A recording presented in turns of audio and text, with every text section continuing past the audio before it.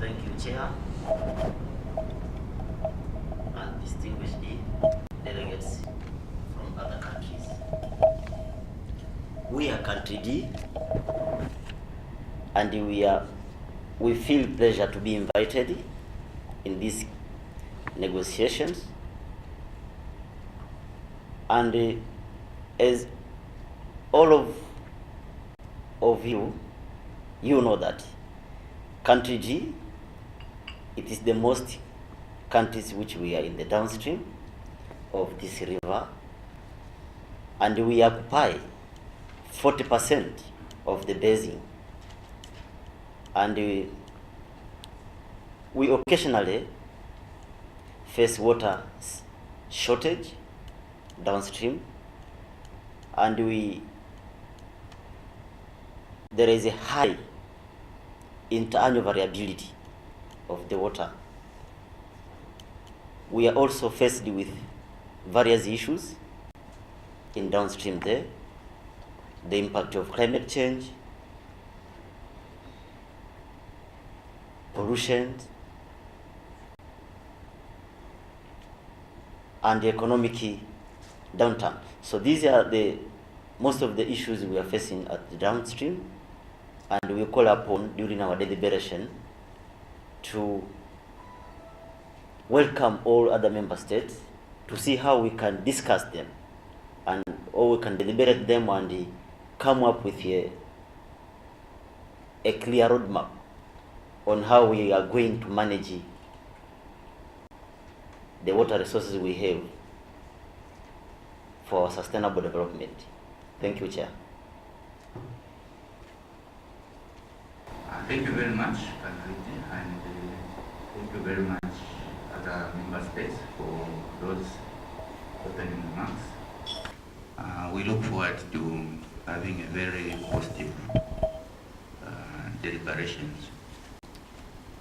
So, having looked at the opening remarks, at this point, may I ask Secretariat to guide us into agenda item number 2, and then we will proceed from there.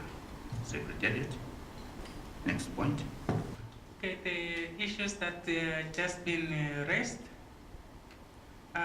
is flood, power and water shortage, as well as pollution. Okay, thank you very much. So the next agenda item, having looked at the opening statements, we want now to go into details, because we just touched on the issues on the surface, but we will now want to go into details and look at the key issues that are prevailing in our respective countries. So, agenda item number 2, we are going to focus on the key issues. And at this point, I would like to now call upon country A to present these key issues. Country A. Thank you, my brothers and sisters. As I already said, our country is in the upstream. We share, or we contribute 25% of the basin, and thus the source of the waters that we all are happy with. We contribute the water that we all see as the future of our countries. As a country, you are aware that for the past years, we have been a destabilized country, but now we reach a stage where we have buried our problems, and we want to move forward to develop water resources. Of course, we want to move together with you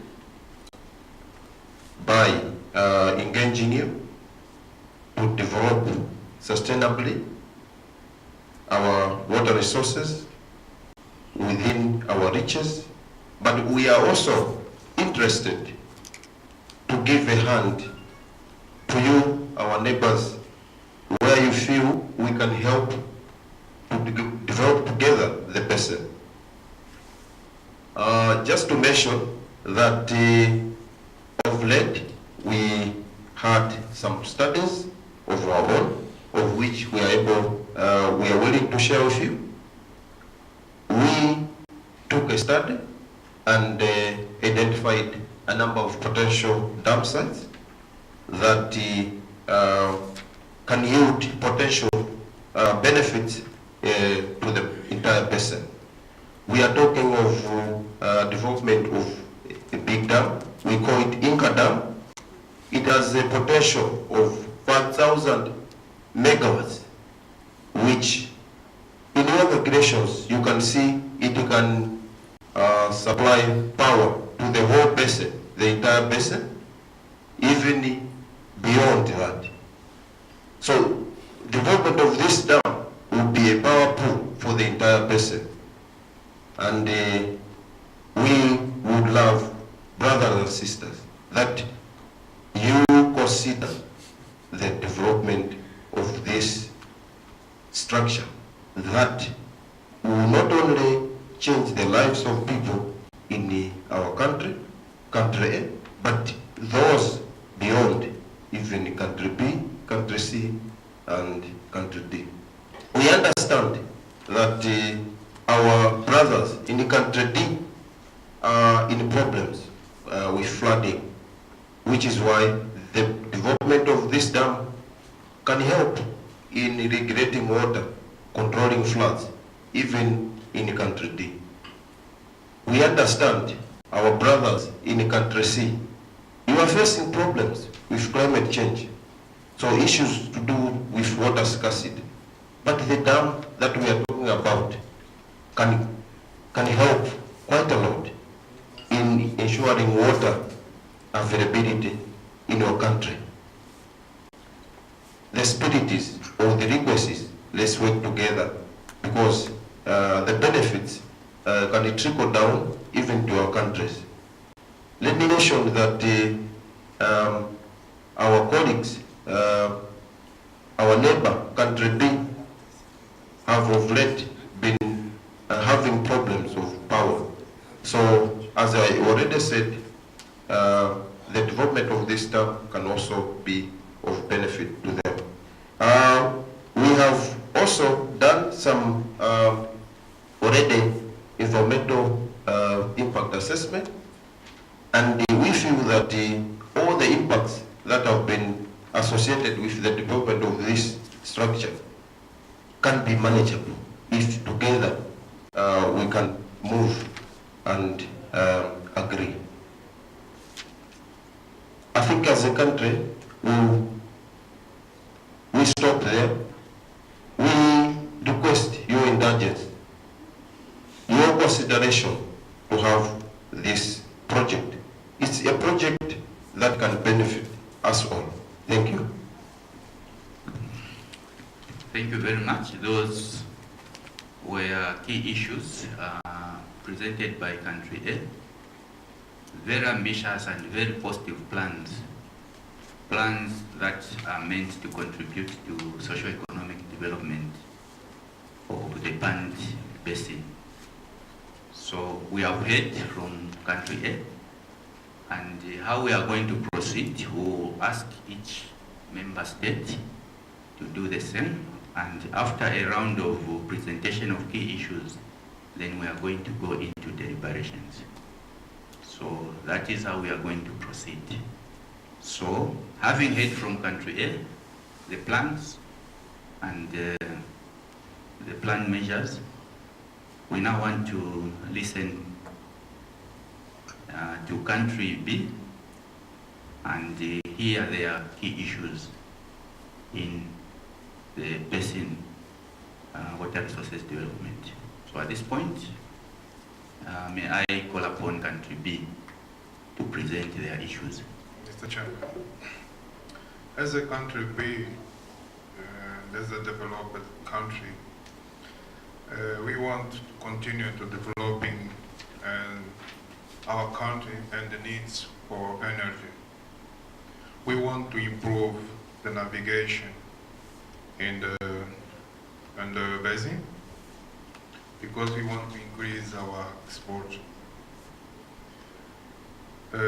As you know, we want to increase our agriculture and mining.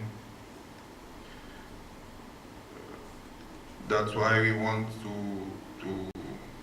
to contribute to the better exploration of the basin. Even that, we know that another countries face some difficulties, but we face through the floods.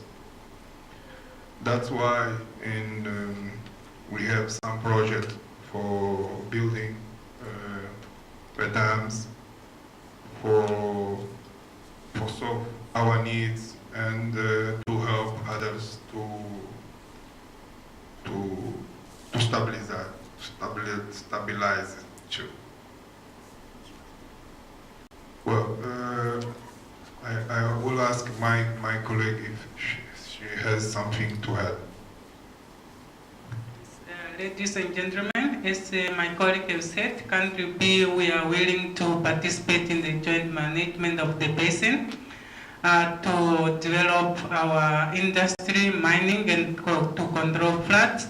We are also willing to support other countries in their quest for development. We, as my colleague said, we are highly developed, we have a lot of technologies. We can also support where is needed to explore the groundwater resources, especially in country D, which usually face water scarcity. As long as those development do not threaten our industry, economy, and the livelihood and the environment. Thank you very much, Country B. Those were the key issues presented by Country B. And from their presentation, I'm sure you noted that they are keen to develop 4 key sectors, and that's energy, navigation, agriculture, and mining. And also, Country B is keen also to go into joint development of our water resources and contribute to the socio-economic development of the Bantu Basin. So that is a presentation from Country B. At this point, we will now call upon Country C to also make their presentation. Please stick to the key issues. Thank you, Chair. For Country C, we are located in the middle of the basin, so we are kind of like the neighbor to everyone. And so for us, good to neighbor relations are key. So we want to cooperate with each and every member state. However, we have a few issues, and that is that we have noticed a trend where the water resources are increasingly becoming scarce due to climate change and population growth. And we would like our economy to improve so that we can move our people out of poverty, and then we can become a middle-income country by 2030. We have, and all this is because we have finally managed to make some progress on our political issues, and we have some relative stability. So we really want to utilize our water resources for economic development and also for integration with our member states. Thank you. Thank you very much, Country C. We have all heard the key issues coming from Country C, and one key issue coming from Country C is a request that the country wants to cooperate with other member states so that they can improve their economic status following the stability in the political situation. And also one thing that came out from their presentation is that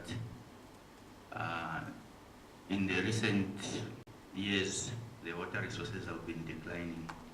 So that's the more reason in their presentation they mentioned that in the spirit of good neighborliness, they would want to cooperate with other member states so that they can see some improvement in the economic status. So that was a presentation from country C. Last but not the least, we want to hear from country D what the key issues are. Country C. Country D, please. Thank you, Chair. Country D, we are also willing to cooperate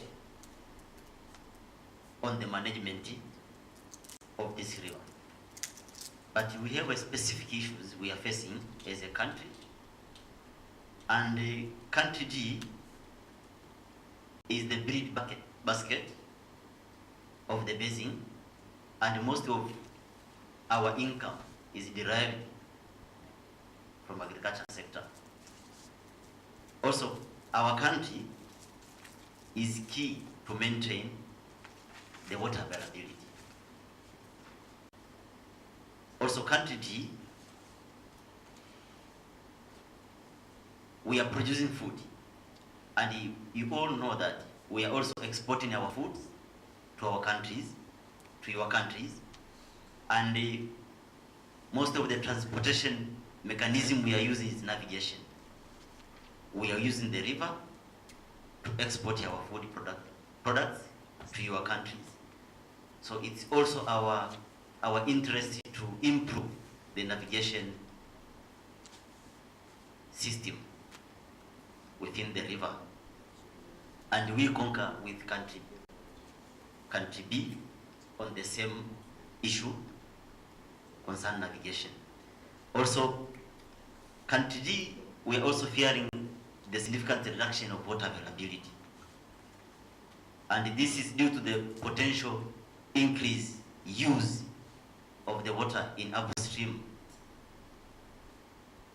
And as you have mentioned in country A, that you have that a huge project to develop the dam. We are interested also to understand very well on how the dam will be constructed to make sure that the water quality and quantity in downstream is maintained. This is our key interest in that development. We also need that energy export to our country, but also the water availability in our country is the main agenda. And also, we are also facing with droughts and climate change, as other countries they've pointed out that, and also we are willing to cooperate on how to come up with adaptations and mitigation strategies on that. We are willing to cooperate. And also, country D, we are facing also floods, and also we are willing also to see those dams which will be constructed can minimize this impact of floods in downstream. And will be very happy if we get the copy of that environmental impact assessment so as we can analyze the potential impacts which have been identified from that study, so as we can see if they will also cover in our part. And also, we are facing decrease in water quality. We have noted that also in our studies, and this is due to the use of fertilizers in the agricultural production in upstreams. So country C and country A, you all know about that. And also we are willing to talk about this and how to come up with the proper land use plans to control this kind of pollution in upstream. And also, the pollution is impacting the quality of our water use. We are using the water from the river for irrigation, for drinking, for domestic purpose.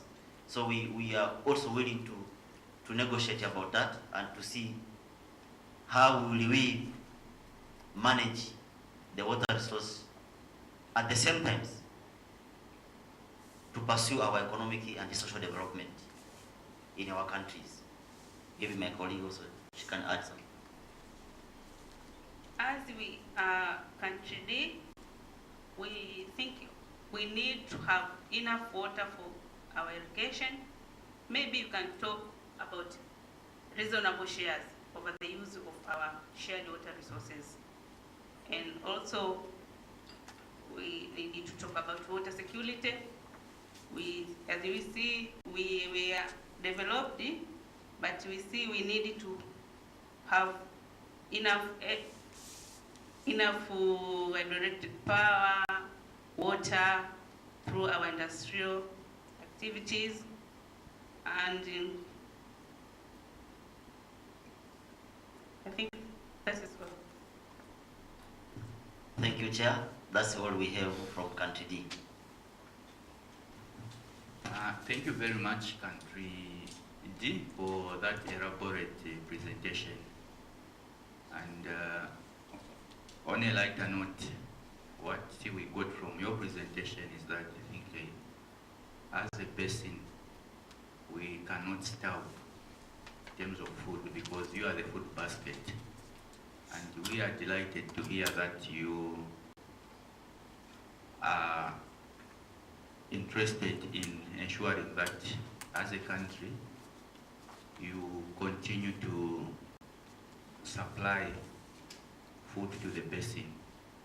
And also one important thing you've mentioned is that you would want to ensure that the quality and quantity of water for your country is adequate and is of good quality so that you can continue to produce food for the region. And also one important thing you mentioned is the issues to do with environmental matters with regard to the planned development. That is well noted, and we would want to support, as a region, we would want to support your endeavors. So, colleagues, member states, we have heard from each other respective interests from our member state, from our countries. So having heard from each other, we now want to deliberate on the issues that have been brought on the floor. We have read, and I'm sure we are noting key issues from other member states. So at this point, we'll open the floor so that we can deliberate. In these deliberations, we will not follow the alphabetical order.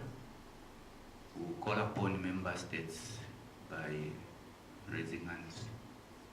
So I can see country C, and I think after that we'll call upon country D. I saw a hand from country D. So country C, your comment. Thank you, Chair. The reason of us gathering over a round table is so that we can deliberate with respect to establishment of an agreement for the Pandi River Basin, so that we can utilize the water resources for a different agenda. And having listened to all the member states present, it is clear that the needs are significant.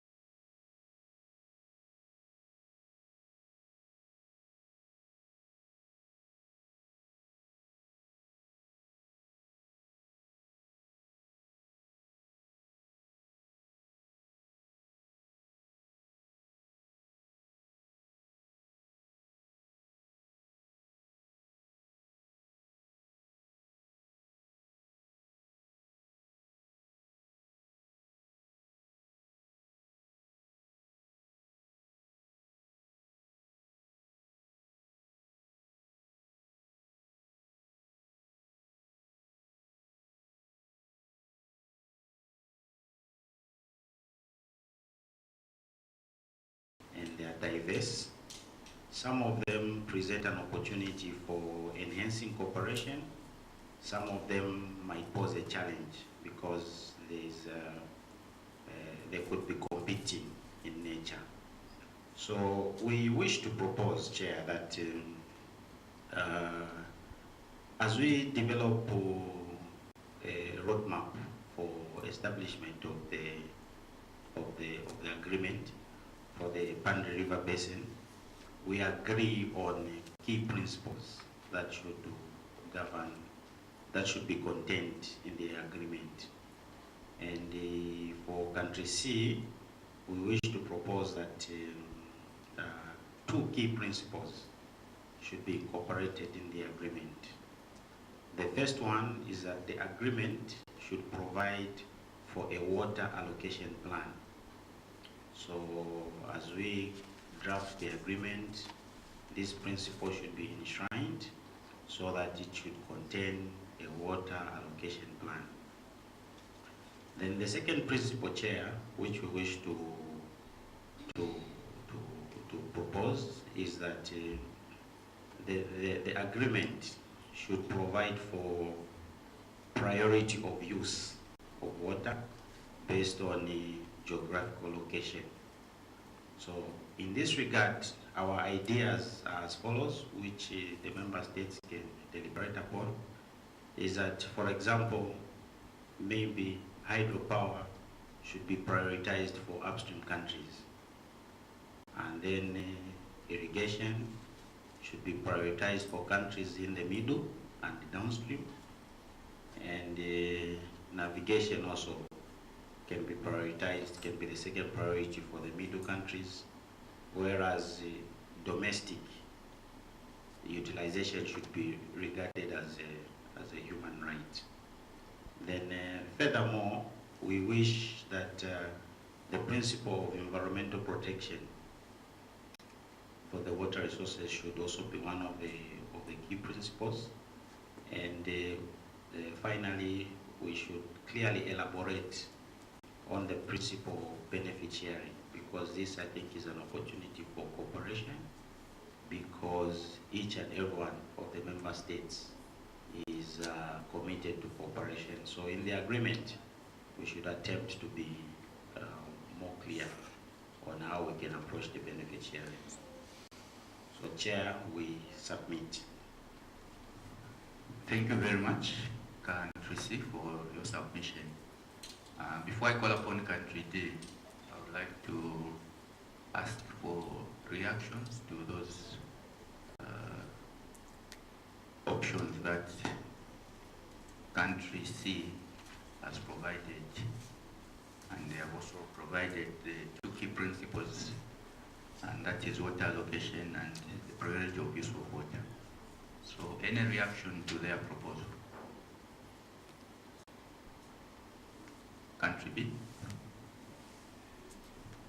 Thank you very much, Country C. I'm in agreement with the proposal being put forward because it just re-emphasizes our position as Country B. We would like to develop hydropower, which Country C realize it is very potential for upstream countries where Country B is falling.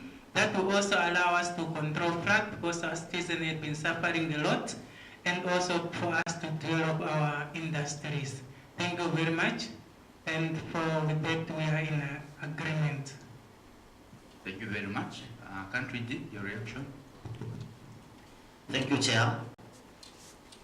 Country D, we second the principles proposed by Country C, and we also see this giving us an opportunity to have that comparative advantage between countries, that those in the upper stream, if they would concentrate on hydropower, and downstream we concentrate on agricultural production, then we will secure our interest, which we have as a country, that we are feeding the entire basin, but also we will have the advantage of using power from country upstreams.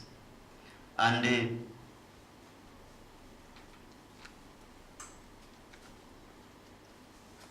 we would also want to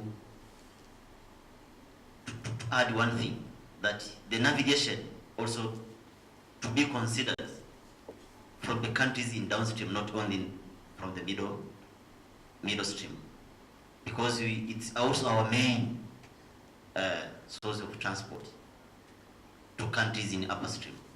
So it should also be upper stream, maybe, and the middle stream, the navigation. Other contribution, my colleague? Thank you, Chair. That's all we can react from the proposal. Thank you very much, Country B, and thank you very much, Country D as well. And looking at what is coming from the member states, I think so far so good, because the proposal that has been put across has received support, and that is in line with the agenda or plans that each of the member states has put across. We have heard from 3 member states the proposal that was brought by country C. We have had support from country B and D. So at this point, we would like to also hear from country A of what has been proposed by country C. Country A. Chair, on your behalf and my behalf, I wish to support the proposal entirely brought about by country C. As I already said, I think we command a good potential in terms of hydropower development, and not only that, but also potential to contribute to the basin. I think water for irrigation, including water for domestic use. So I think I support that. Chair, thank you. Thank you very much, country A. So from what we are getting is that the proposal that has been put, or that has been proposed, is a good proposal in the sense that it's going to benefit all the member states in the basin, upstream and downstream member states. So having said that, may I take it that as Pandi Basin, we have resolved to prioritize our water resources development in that manner, where hydropower development will be restricted to upstream countries, then development to do with irrigation will be confined to the middle basin, and then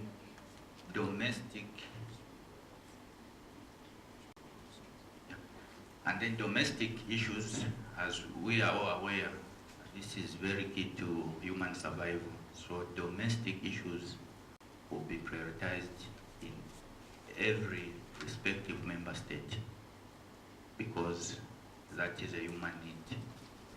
So at this point, I just want to call upon member states to make a resolution that this is how we have agreed to have our water resources developed. May I have some reaction?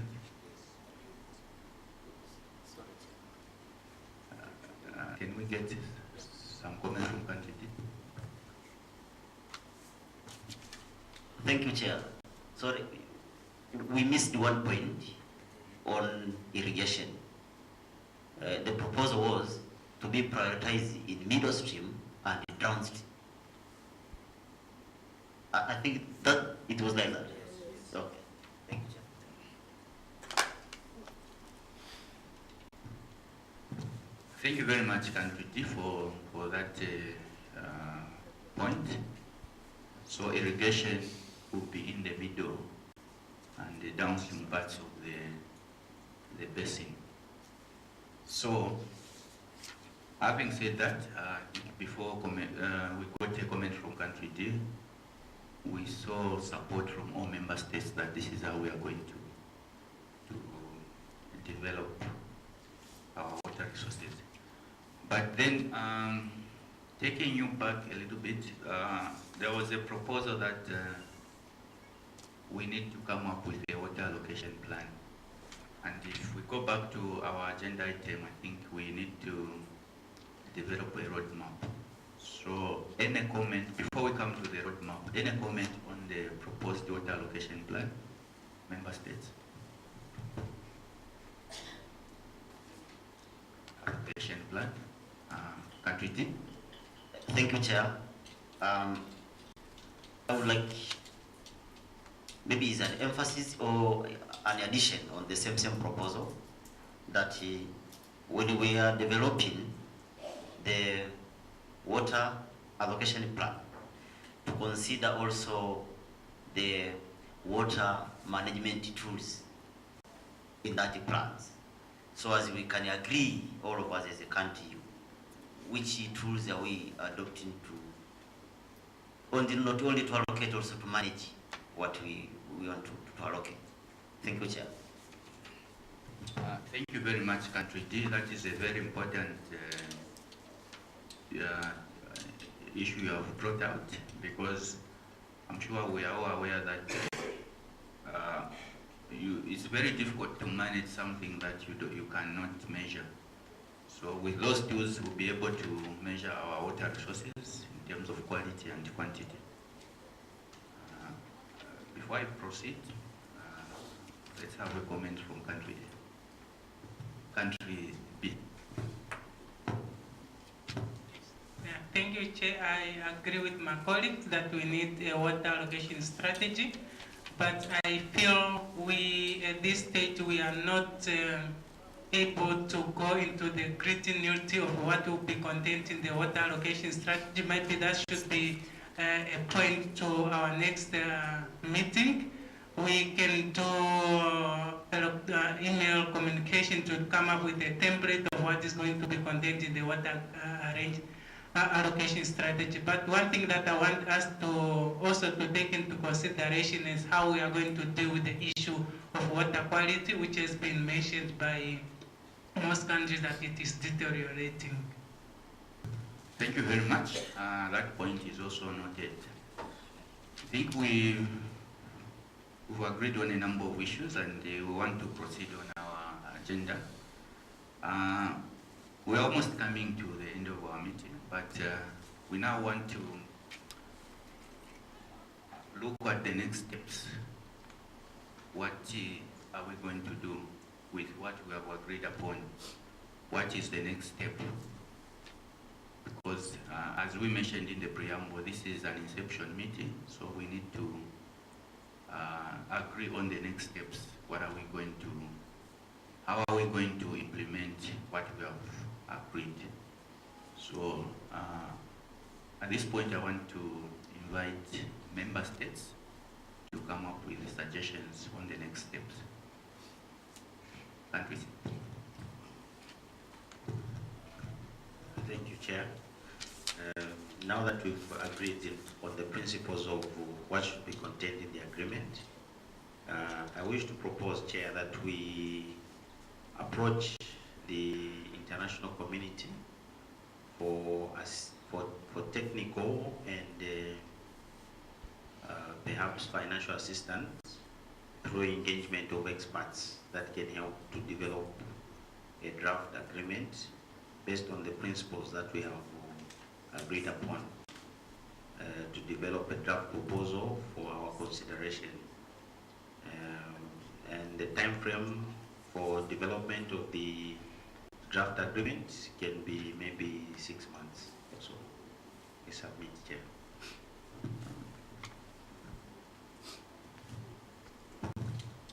Thank you, Chair. That's a proposal from country C. Another comment? Thank you, Chair.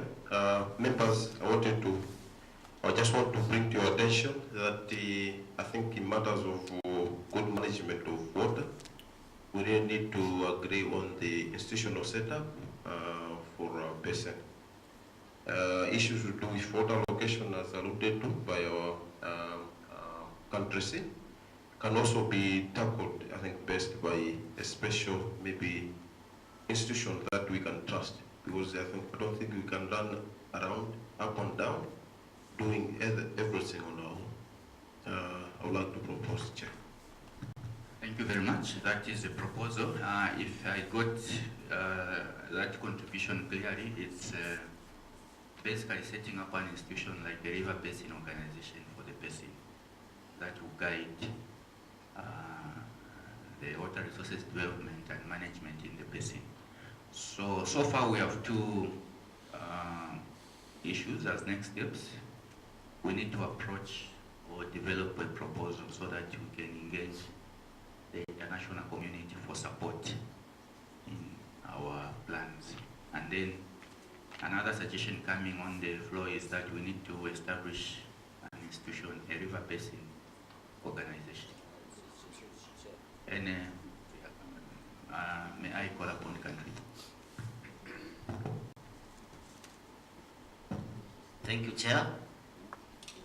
We are agreeing with what has been proposed for the approach to the international community for the assistance and also the institutional framework. But I would like to cement on the institutional framework that as a way forward or as a roadmap that we can have that agreement which will govern our countries at the entire basin.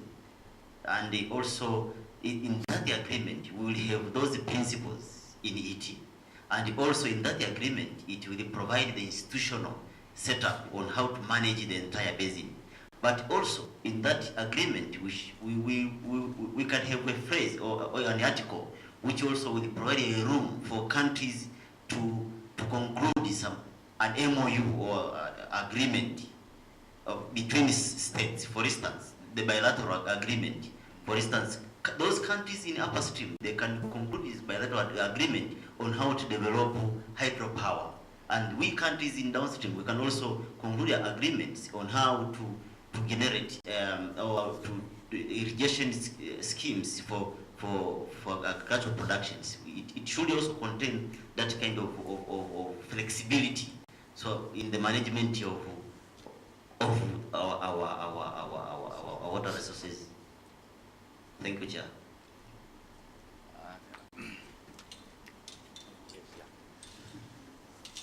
Thank you very much. So far we have those three points as next steps. So as we come to the end of the meeting, we just now to agree on the next meeting. We need to agree on the venue and date of our next meeting.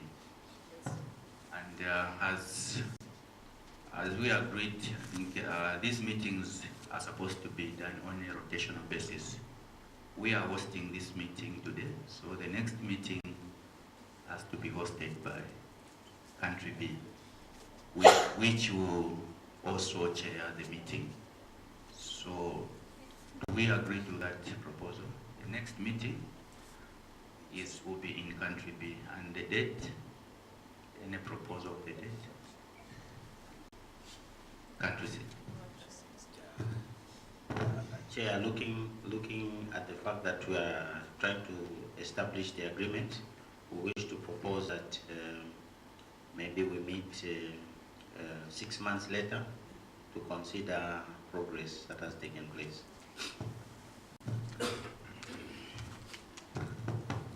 Thank you very much. We have that proposal, and if we look at our calendar, that takes us to the month of May 2018. And the date, the exact date will be communicated in due course as we circulate the record of the proceedings of this meeting.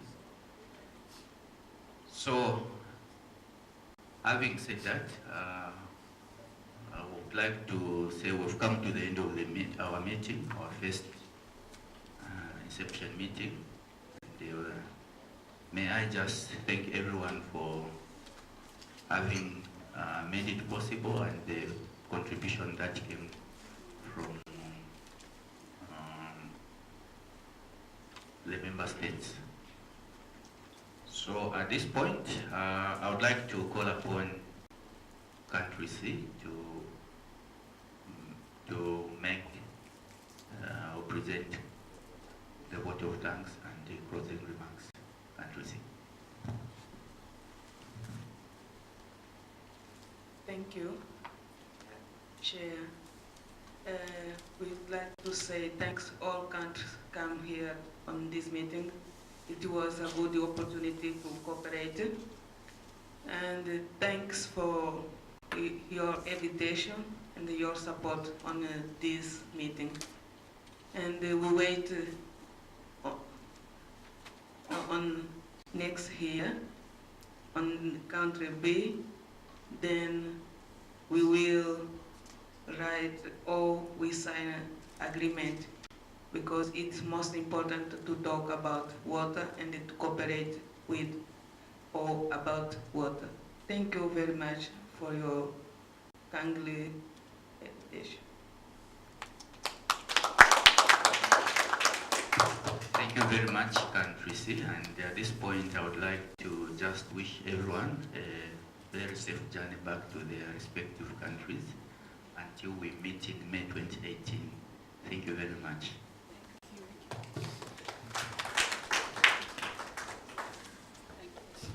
And so the meeting is now formally closed. Thank you very much to all of the negotiators and to the teams behind the negotiators who helped prepare the meeting. We're going to have a debrief now for 10-15 minutes. I want to hear from you comments about how the negotiations went. What happened around the table? Who would like to start? Yes. Okay, yes. I think I'll just mention that we came to the table with the best case scenario and the worst case scenario, and we've gone away from the negotiations with our best case scenario, because our worst case scenario was that country D might object to irrigation development because they are doing irrigation. They have conceded, but we can see there are some issues there. We thought country A might refuse to supply power to us, but they are willing to sell us power. And we thought country B might flex its muscles and not want anyone to develop economically, but they are willing to help the other neighboring countries develop. So in our view, I think this negotiation for country C was very successful, and no one was able to pick up our hidden agenda. No, and you maneuvered very subtly. I was observing you and I was thinking that it was all very, very well negotiated and presented. Any other comments? From some of the countries? Yes. Country B. Hegemon. Country B, we feel we have went away with what we wanted to get from the negotiations, because we didn't want them to change our economical positions. We wanted to develop our hydropower, we wanted to develop irrigation, and that is what we've been given, so we have nothing to bargain for. And that is what we came with. Our worst case scenario was when these other countries would team together against us, but that did not happen. Yeah. What you don't know is that hydropower is not in specifically or explicitly in the instructions that I prepared for country B. So I was surprised when I heard you talk about hydropower, because what does it mean that country B is developing or wants to develop hydropower? It's a threat to country A. You want to develop hydropower, you want to get some income out of it, and country B has pulled the blanket under you, because they position themselves as a hydropower nation as well. You want to respond to that? Yeah, I think for us, we have put everything, quite clear, what we can offer to the states. Maybe to them, they should be worried because we are upstream. If we drop our big infrastructure, they are already out. I mean, for us, we feel we are in a comfort zone, the way I look at it. We were quite encouraged by what they proposed to say that the two upstream, states can go ahead with the hydropower. Maybe it's a matter of us talking to B, what is on table, what is it they are getting. Yeah. Yeah. For me, I could see a conflict developing or simmering between A and B, and C maneuvering in that sense to its advantage, and also creating a coalition of middle and downstream countries. I'll give the floor to Country D representative, and then I'll turn to you. Yeah, for us, Country D, we are like Egypt. Very disadvantageous. And for sure, we were in need with this negotiation because we are already facing some impacts. And our main target was water availability, quantity and quality. That's all. It was our main agenda, not energy, not hydropower at all, because I'm sure we have a lot of deposits coming from upper streams, and for sure we might have some oil and gas, so we can do an exploration later and produce our own power later. So they didn't understand that, the other countries, and we didn't even mention that.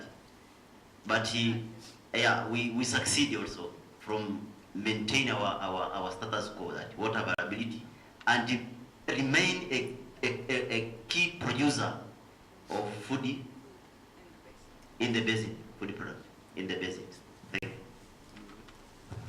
Thank you. I did note, however, that you were separating hydropower and irrigation, and that hydropower was going to the upstream and irrigation was remaining with the middle and downstream. And I saw a slight danger there, because you still have to agree on hydropower, because that's going to affect water availability. So you have to be at the table when the operation, the filling and the operation of the dam has, because you want to know what they're doing, because that's going to affect you.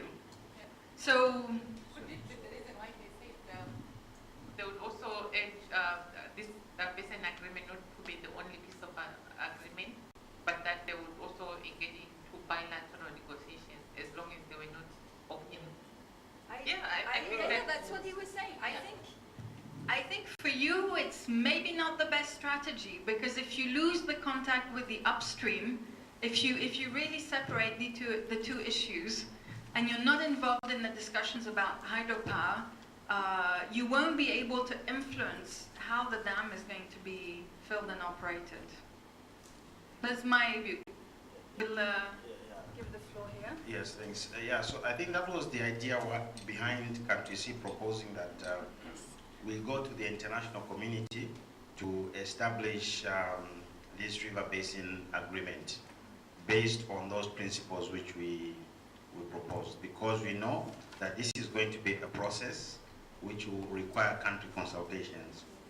And during those country consultations, Country C was going to put it very strongly to say, we want these dam operation procedures to be in consultation with all the countries, especially the ones downstream. Because what happens if the dam breaks? That is a risk.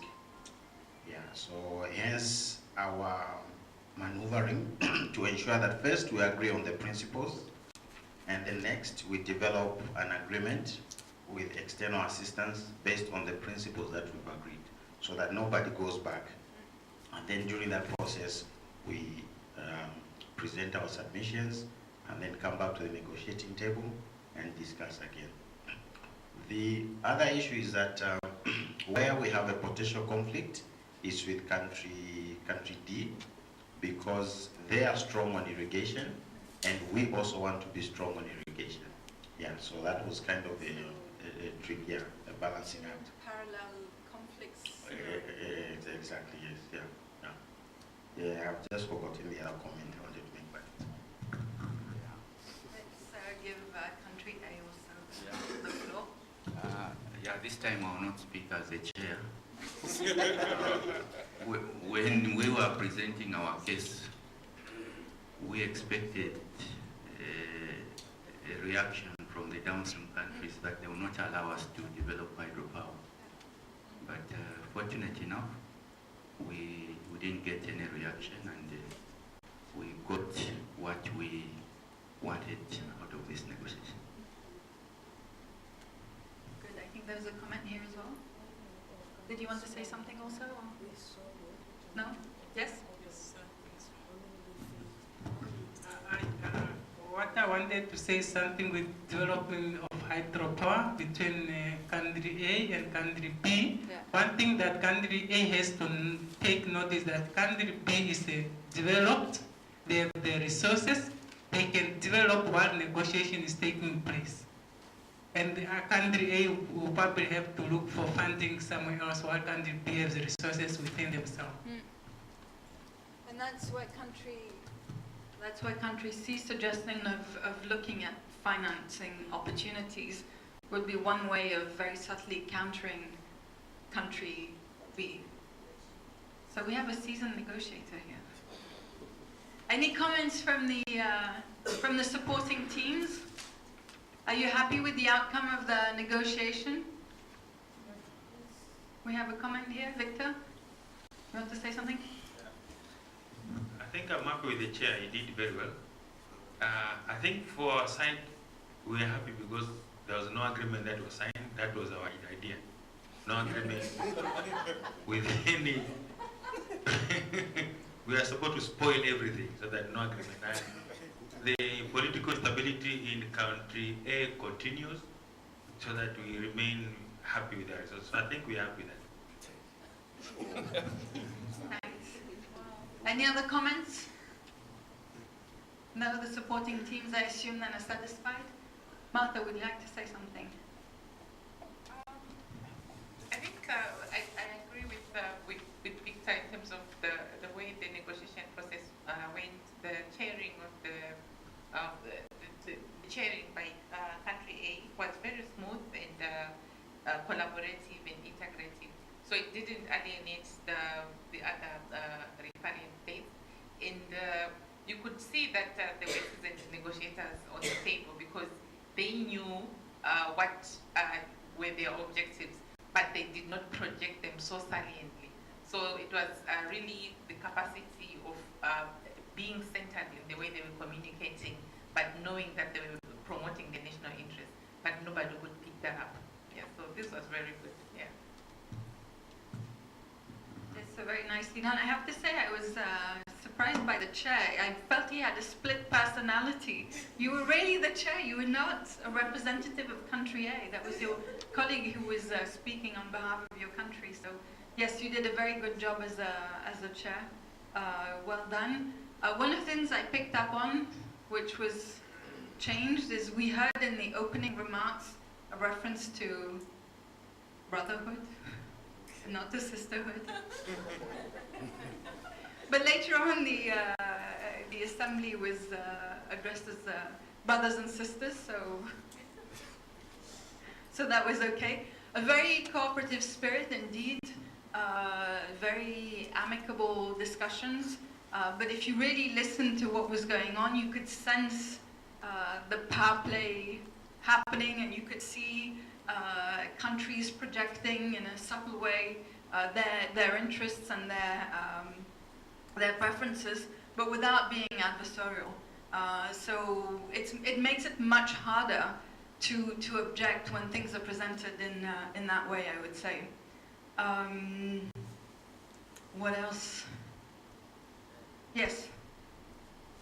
I would like to say that on this group, on negotiator, I feel that the country C come with a good strategy, and they try to manage the meeting.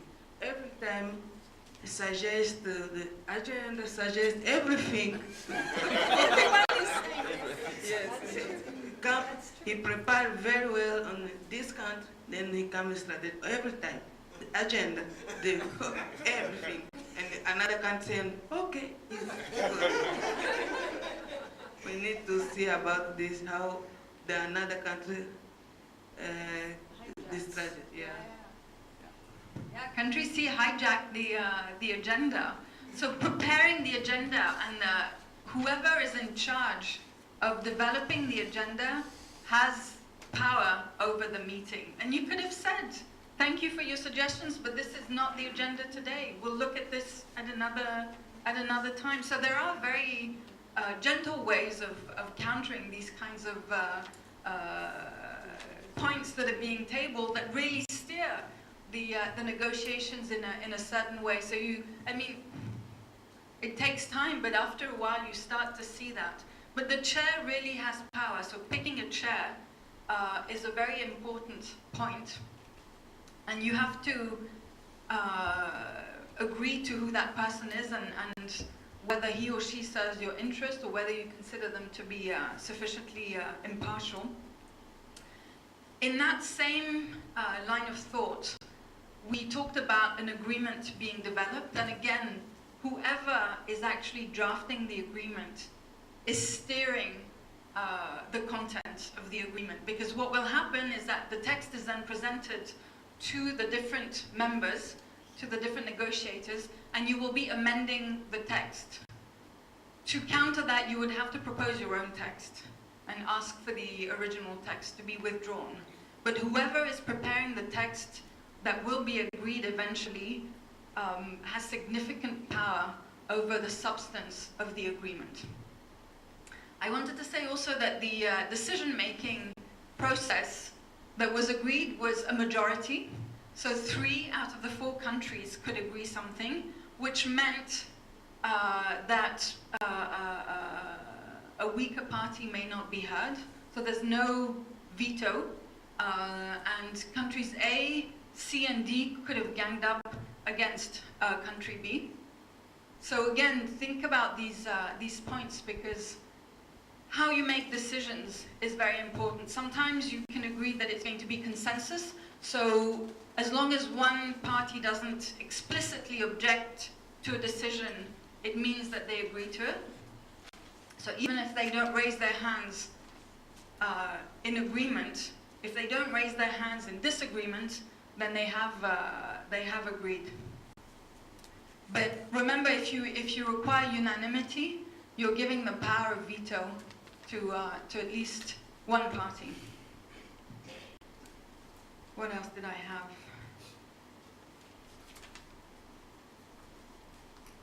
For those of you who've been in a negotiation, how close to the real thing was it? Almost. Okay. Yeah, I mean, not quite. But what I expected from them being rich, they could have been very arrogant in most of the countries. I felt some arrogance when I heard them talk about hydropower. I thought, because hydropower is not in their mandate. But they did it in a very nice way, not in a threatening way. But I don't know, is it just countries that are endowed, whether it's militarily or economically, when it comes to multi-party negotiations, they take a back seat. And I think it's strategic, because they already know they are bringing such gravitas and they don't want to show it. So they look like they are the underdogs, and yet they are bigger when you look at their background. But when they are seated in these forums, you will never hear them like speaking so loudly and projecting their image. And I've seen that with big countries. I mean, they let the smaller ones, argue themselves out whilst they're keeping quiet. I don't know. No, I think so. It depends. I mean, you have a display of power, for instance, in multilateral negotiations. When the United States go to negotiate, they have teams with dozens and dozens of people who will be working on the negotiations which gives them a huge advantage over smaller countries that might have a tiny delegation that can only attend some of the sessions, that has to run from one to the other, doesn't really have time to reflect and contribute substantively. So it really depends on the situation and how they want to project themselves, and also the absence of a large country is another way of expressing their power. But they will adapt to the circumstances, and I think in this case here we had a lot of a very cooperative spirit, but I suspect that in later negotiations there would have been some coalition building, maybe between the C and D, maybe also C and A, but I think things would not have proceeded as smoothly as they did today. Any other comments or reflections? Yes. Yeah, my assessment is that although Team A was sharing, but they may not have used their sharing to their advantage. And next meeting, it will be Team B which will be sharing. And Team B was also taking notes. And they may have an upper hand in the next meeting, them being sharing. And again, I feel there are also their adversaries regarding hydropower, and they may emphasize that it should be them building hydropower and jeopardize country A. Thank you. Yes, note-taking is very important, and always check the minutes, because that will be the institutional memory of a meeting when the people who were at the meeting are no longer there. So you want to make sure that whatever you've said is captured in the right way, and that you agree with the content, because if you make a mistake there and you let something slip, that may play against you at a later stage. Anything else? No? Well, I'd like to invite you to congratulate yourselves on a great negotiation. All of you. And at this point, we've actually reached the end of the workshop. Sadly, there remain two activities. One is the certificate ceremony. I'm going to call upon our friend from WaterNet to bring us their certificates and tell us how to proceed. And we also have evaluation forms. And I'm going to stand at the door there, and I won't let you out unless you give me a completed form. So it's a bit long, but I do kindly ask you to complete it, because it really makes a difference to us. Sorry, can I actually? Cooperation. I was not part of the, what was going on, but I was just an observer, and I really, like the level of participation, the level of engagement. So I would like to say thank you very much for accepting the invitation to attend this training. I would also want to thank our facilitators, Martha TC and Zaki, for a job well done. They really formed a good team, and from WaterNet, I would not hesitate to call upon them next time when we have such a training. So I would like to say thank you very much for facilitating this training. I would also want to thank my friend Dr. Victor Congo, who really helped us in organizing this training. We started, talking to him in July, as we were preparing for this training, and he was the person on the ground, doing all the logistics for us. So I would want to say thank you very much. And I also want to thank the hotel for this venue, which is very nice and very good.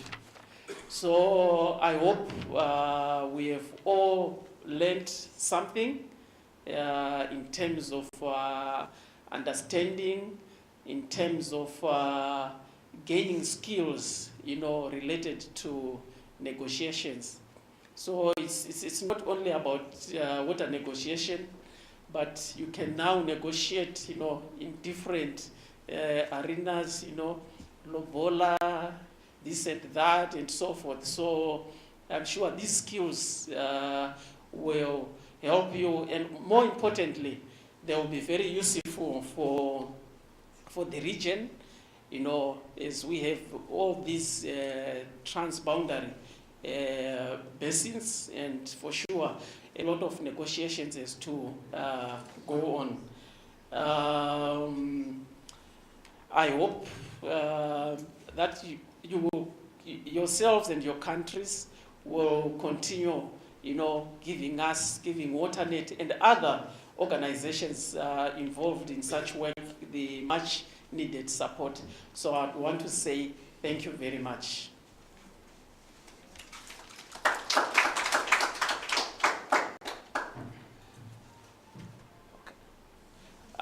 Can I call upon one of the facilitators, Martha, just to say a few words?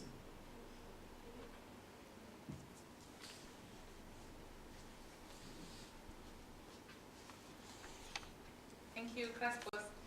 Thank you very much. I'd like to thank our host, the government of Tanzania. I'd also like to thank WaterNet for the opportunity that you gave myself and Zaki to come and interact with this rich, diverse set of participants. We've really learned a lot, and I really like the fact that this workshop was not just a theoretical or conceptual workshop, but it was an opportunity cross-country learning, and also it was peer-to-peer learning. So I think what the model that WaterNet is using is really important for the strengthening of the capacity of the SADC region, but also it allows us to deal with everyday issues. So I really want to thank you for your active participation, for your engagement, and I believe that already we've formed a community of practice and a network that will be long-lasting. So thank you so much for giving this your all and for being very present and very engaged throughout the not only on water-related issues, but on all other capacity-related issues that strengthen our region and promote resilience and our ability to develop the continent at large. Thank you. Thank you very much, Martha. Can I now call upon Mr. Osia Sanga to hand over the certificates, and one of the facilitators to help us with calling on the names. I want us to use this as background. I'm told that 1 or 2 people failed, so so maybe you can state. But, yeah, it's unfortunate that 1 or 2 people failed. So someone will go home without a certificate. Do I have all forms now? There were 2 at the back. You've completed your forms? Okay. You're admitted then. You passed. Can you hold the certificate for me? Thank you. So let me call out the first person. And it's our friend Bienvenue Moloa. Please come and join us to get your certificate.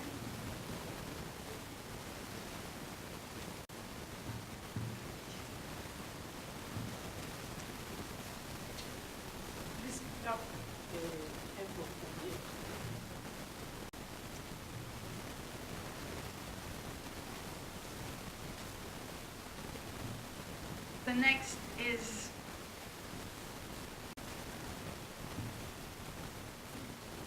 Tumani.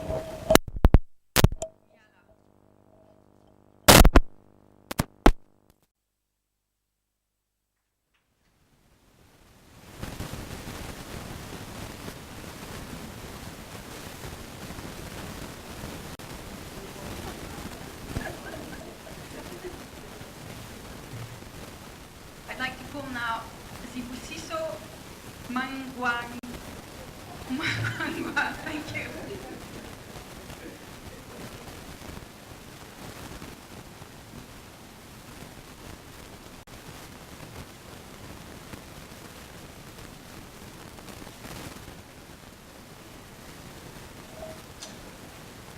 Next is Zuberi Hay.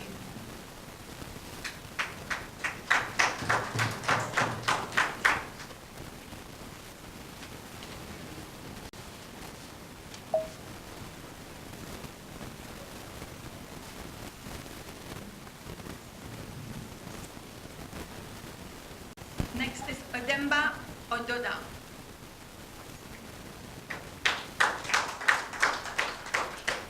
More enthusiasm, please.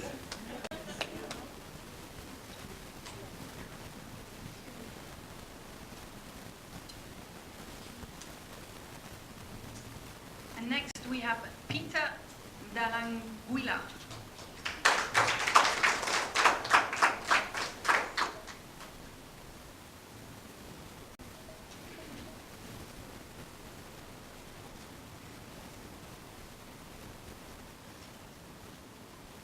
Next we have the other Peter, Peter Kadewere.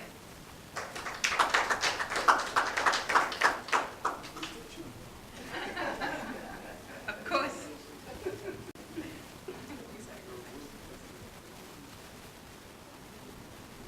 Okay, this is going to be a challenge. I apologize already. Next is our colleague Rado.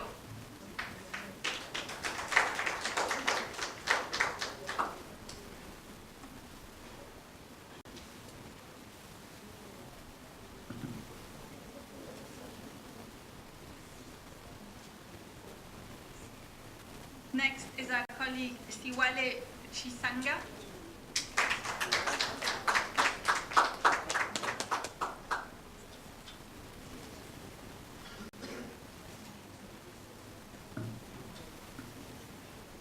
Then we have Leonard Songea.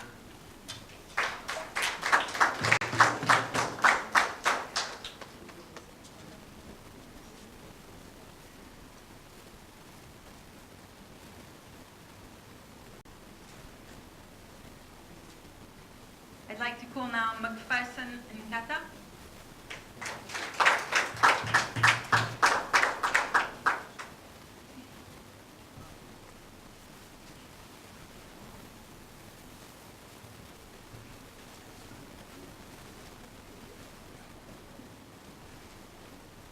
And now Makomoreng Fanana.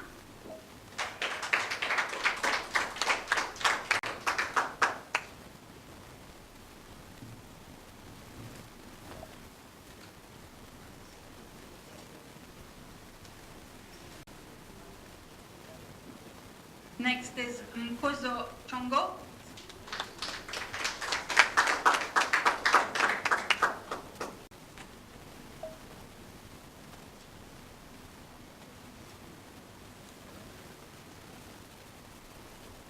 And we now have Monica Shio.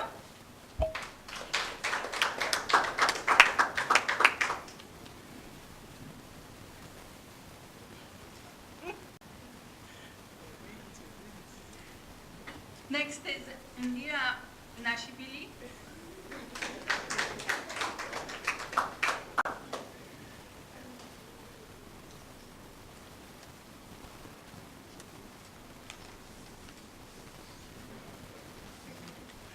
I'd like to call now Bella Giulietta Chindubo.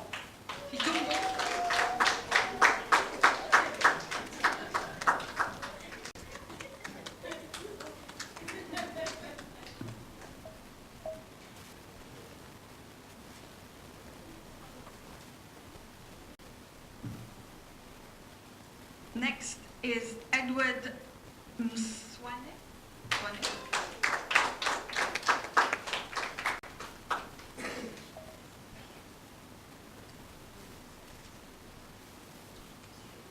We now have Emmanuel Kishai.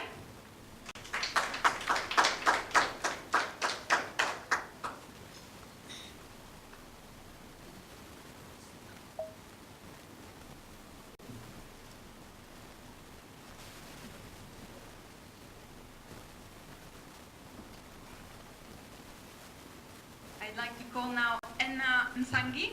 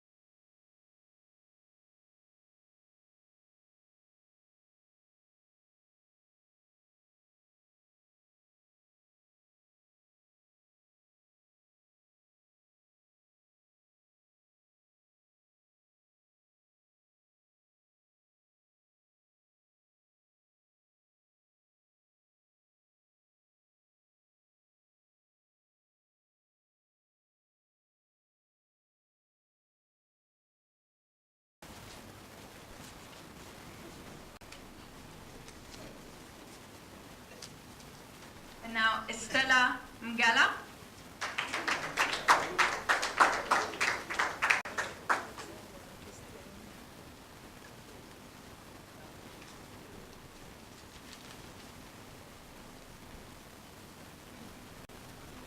Next is Fatuma Mambo.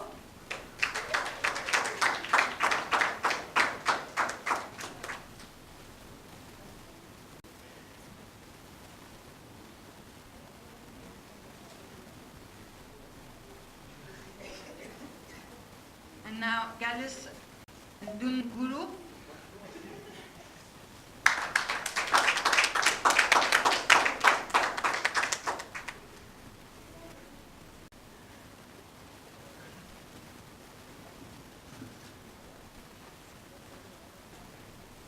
And now Gugu Twala Mamba.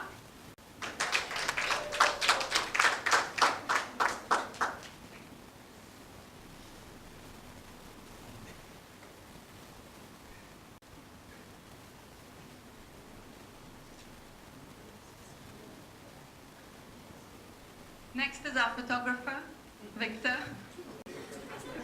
Can someone take a photo of him? Thanks, Peter.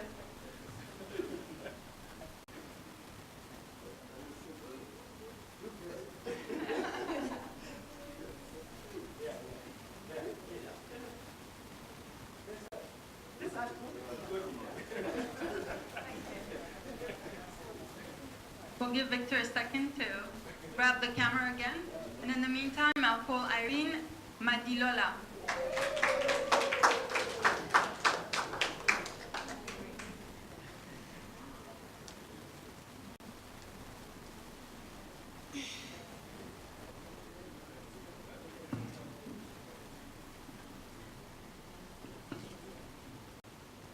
Next, we have Janota Nzogi.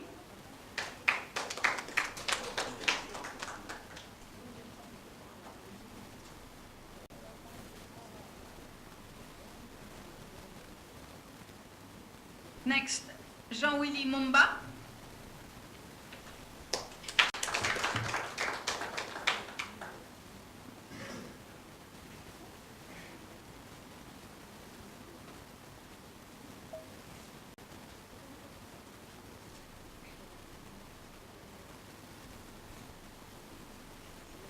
Next, Kaone Radiboe.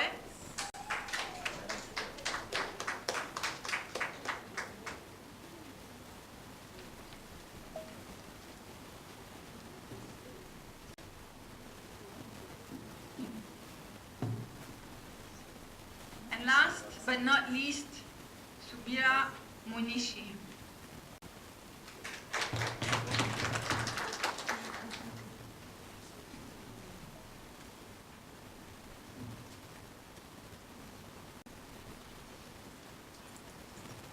And for those of you who haven't picked one up, there are envelopes here on the table. And I'd now like to invite a colleague from the ministry to say the closing remarks for this workshop. Thank you very much. Let me sit over here so that I can give space for the photographers.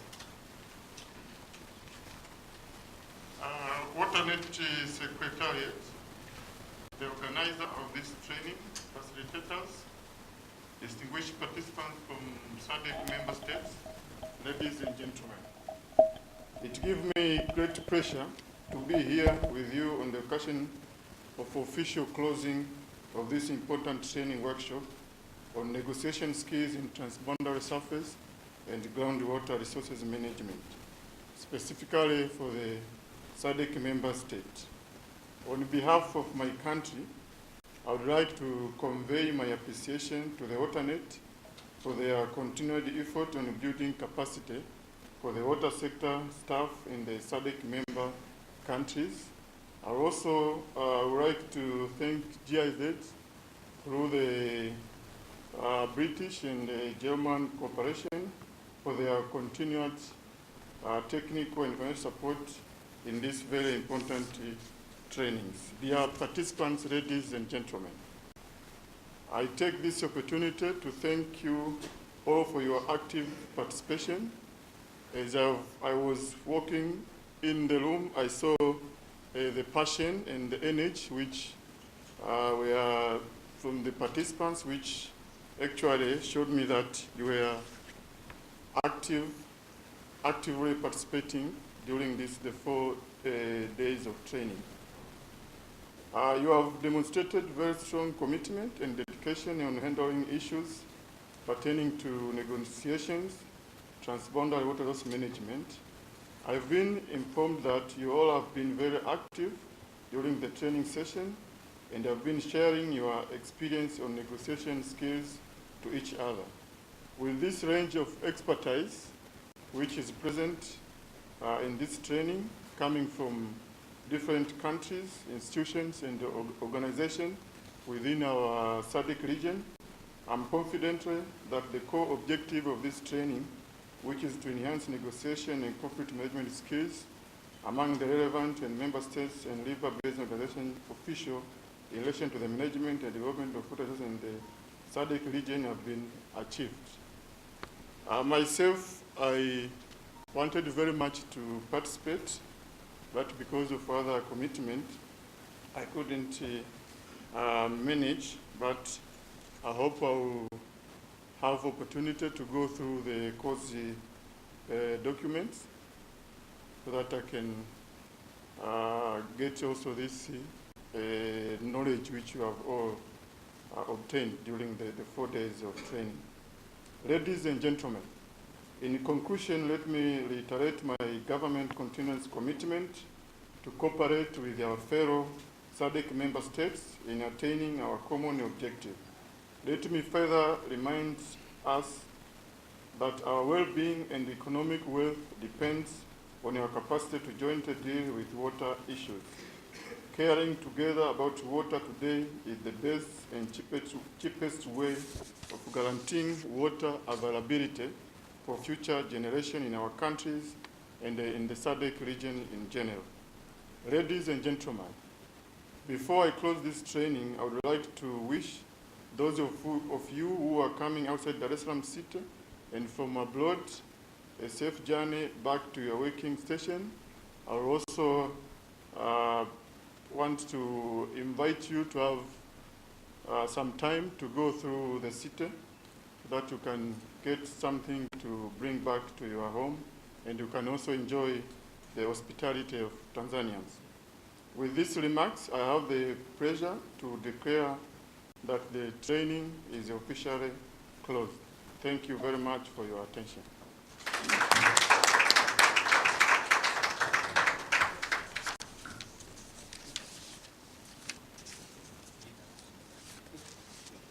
My name is Zaki Shuba, and I work as a lecturer in law and water diplomacy at IHE Delft, Institute for Water Education in Delft, in the Netherlands. So at IHE Delft, I am a lecturer in law and water diplomacy, and I coordinate the water conflict management MSc specialization and modules that we run at the Institute. So over time, I have developed expertise, and when the opportunity came to contribute to this workshop, I felt that my expertise would be relevant and useful to the participants. I wanted the workshop to be very practical. I come from an academic background, but I knew that what our participants were interested in were practical applications. And having been a practicing lawyer myself, I have an understanding of what is needed in terms of applying negotiation skills in reality. So the last day of the workshop was a play role, a simulated negotiation about a fictitious case of a basin shared by 4 riparians, and our participants entered into negotiations. And I think what I observed is that some of them were seasoned negotiators and were able to put forward their points in a very strategic manner. And I think what we saw was relatively close to what you would see in a real negotiation. So I think the participants benefited from the exercise as a way for them of practicing certain skills and understanding what can happen in reality, but doing that in a safe space without any consequences arising from the decisions or points that they were agreeing to during that negotiation. My name is Irene Madilula. My name is Irene Madilula from Botswana. Yes, I've been here for the 4 days for the course on training on negotiation skills of surface and groundwater, transboundary waters. And for the 4 days that I've been here, I've learned a lot regarding prevention of conflicts that normally arises from conflicts of water usage, that there are many ways we can prevent those conflicts as river basin organizations and members to the river basins, that we can, before these conflicts arise, it's better to prevent them by getting into negotiations and setting up some guidelines on how we can prevent those conflicts from coming up. And do you think the cause was potential for you? This cause was very potential for me because with this water scarcity that is coming over, there's a possibility that as countries, we may end up fighting for water. But if we get into these conversations, we discuss, we agree on certain things, we can easily prevent those conflicts in time before they arise. Definitely, I will be the teacher for others because as my country, Botswana, we are also in proposing to use these waters from other countries. So we'll be in a good position to get into these negotiations because we have acquired a lot of skills and I will share them with others back home. Okay, thank you. Thank you. Thank you very much. I remember Makiri. My name is Dr. Martha Muntisi. I'm from Zimbabwe. I've been facilitating a training workshop on negotiation skills for transboundary water resources. From the way I was engaging with the participants, with my co-facilitator, we could really see that the objectives of this training were met in terms of not only providing a platform to exchange knowledge on how to negotiate over water-related issues, but also to share ideas on how to engage in actual negotiation processes. The training also achieved the idea of strengthening the capacity of the SADC region in terms of how they will be able to support negotiation processes over water-related issues. Okay, what pushed you to organize this workshop? I think there's definitely recognition that it is important to see water as a resource that is critical, but in that sense also it is also characterized by several challenges like scarcity, like issues of quality, issues of distribution and sharing. So in that case, there's likelihood of conflict, particularly among states that share water basins. So the need for proper conflict management skills, including negotiation, cannot be understated. My name is Dr. Kraspos Kujinga. I'm the programs coordinator for WaterNet. WaterNet is a SADC subsidiary institution for human capacity building in integrated water resources management. The organization has 4 programs that it undertakes. We have the educational program, the short professional courses program, the research program, and the outreach program. This training falls under the short professional courses program, where we endeavor to build capacity amongst water sector professionals in all the SADC countries. Yes, we think the participants who have been trained, they have gained the necessary skills for undertaking water negotiations. As you know, in Southern Africa, we have 15 transboundary river basins shared by different countries, and a lot of negotiations has to go in as countries want a share of the basins of the water from these basins. So we hope that this training is actually enhanced these professionals who are mainly senior government officials in there with the necessary negotiation skills. Okay,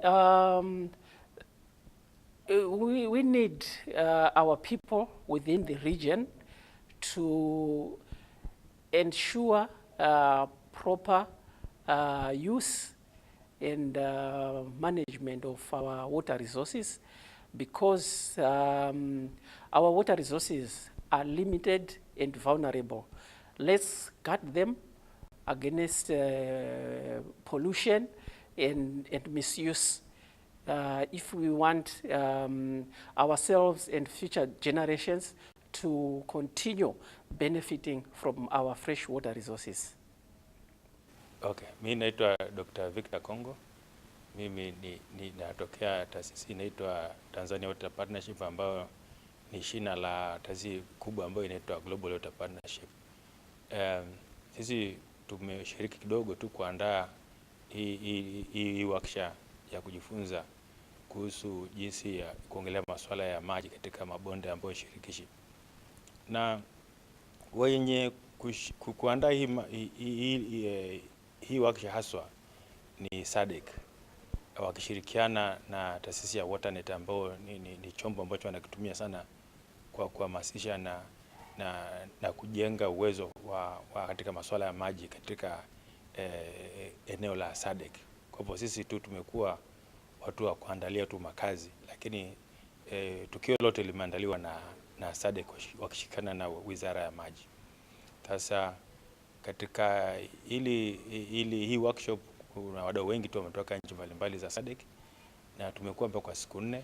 Tumejifunza mengi, tumekuwa na walimu wazuri wametufunza sana, hasa jinsi ya kukaa pamoja na wadau wengine katika mabondi shirikishi na kuweza kuangalia jinsi ya kuweza kumiliki kumiliki yale maji katika hali ya ushirikiano, ili kuweza kupata manufaa zaidi katika jinsi ya kusimamia zile rasilimali maji katika yale mabonde.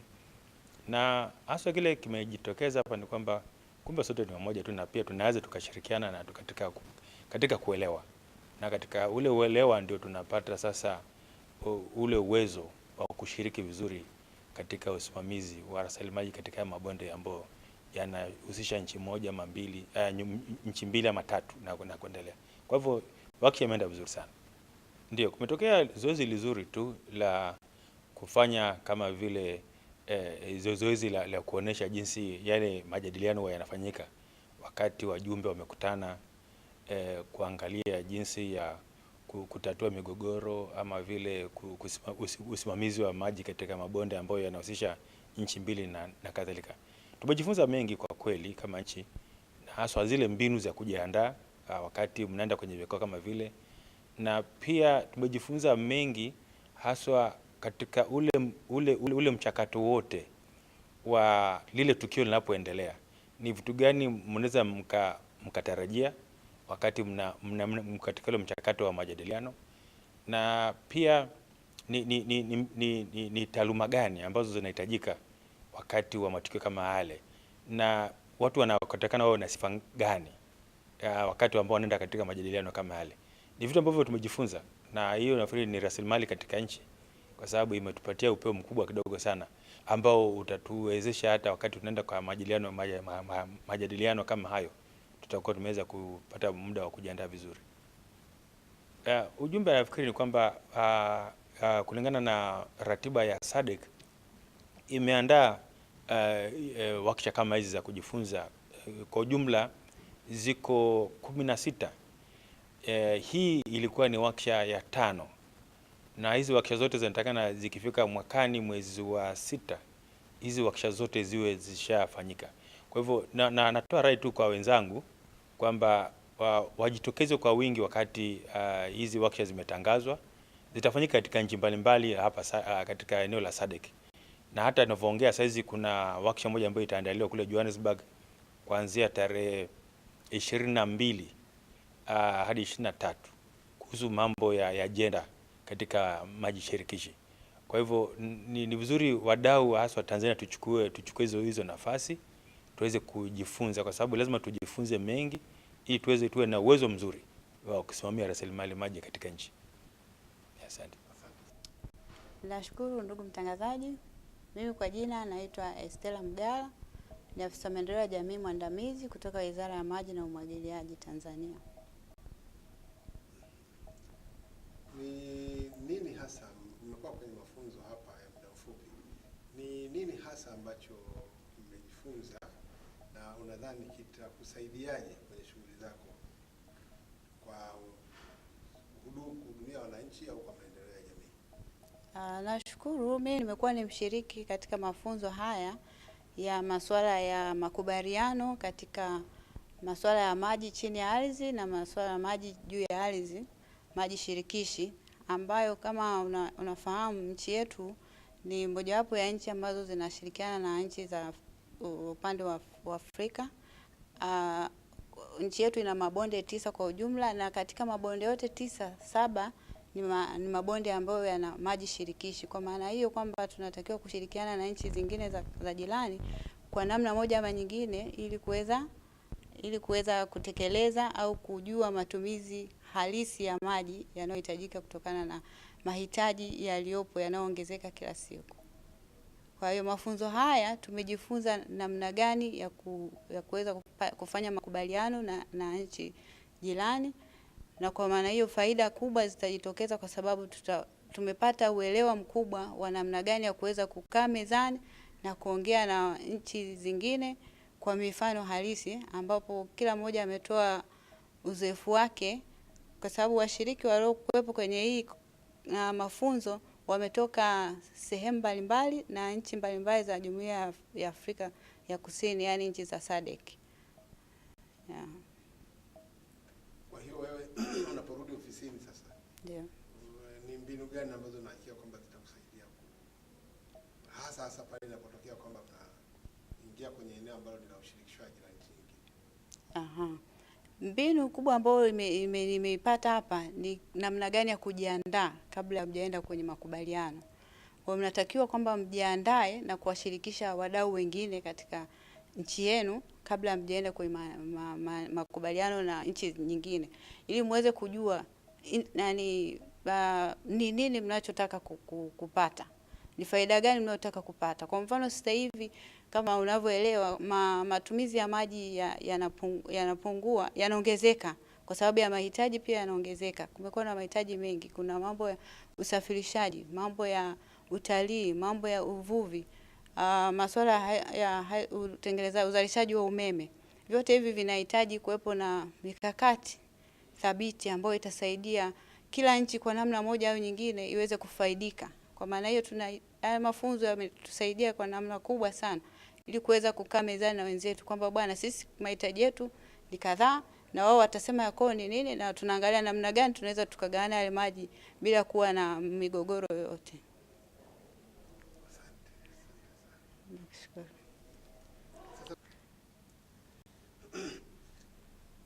Kwanza naomba kufahamu kwa jina na nafasi yako ni nani? Okay. Jina langu naitwa Dr. Subira Munishi. Naomba sauti kidogo. Jina langu naitwa Dr. Subira Munishi. Natoka Chuo Kikuu cha Dar es Salaam, idara ya rasilimali maji, Water Resources Engineering. Yes. Mmekuwa hapa karibu kwa siku 4 nadhani. Yes, tumekuwa hapa siku 4. Nini ambacho kimewafanya muwe hapa na narudi mkiwa na nini? Hapa tulikuja kupatiwa mbinu mbalimbali. Tumekuja kujifunza mbinu za kufanya majadiliano na nchi jirani au na wenzetu ambao tunakuwa tunashare nao mabonde ya maji au mito mbalimbali, wakati tunajadiliana jinsi ya kushare na jinsi ya kulinda maslahi.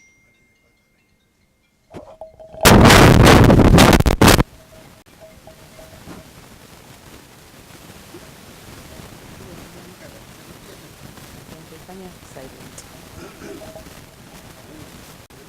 Nafanya.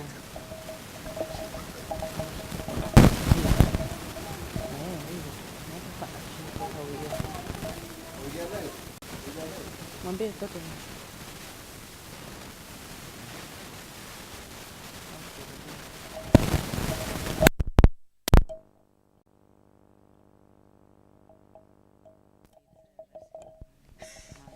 Sema rasilimali watu. Kwa tunafanya.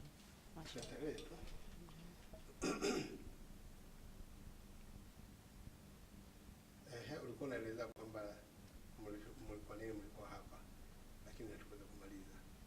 Ya, nilikuwa nasema kwamba tumekuja kukutana na watu wa nchi mbalimbali kutoka Afrika, lakini pia tumepata walimu kutoka sehemu mbalimbali waliokuja kutupatia mbinu mbalimbali za kuweza kufanya majadiliano wakati mnapoongelea mambo ya kushare maji au mito na nchi za jirani. Yes. Aha. Lakini nadhani haya mafunzo japokuwa ni mafupi, lakini naamini kwamba mmepata kitu kikubwa sana kwa maendeleo ya nchi yetu. Ni nini hasa mnachotoka nacho? Kwa kweli imetusaidia sana kwa sababu ni kozi ambayo inakutayarisha ili ujue wakati unapokwenda kwenye majadiliano kama hayo ni uwe umekaa kwenye position ya aina gani, kwamba ni kitu gani uende nacho kama kisilaha ambayo unaweza ukatumia kutetea maslahi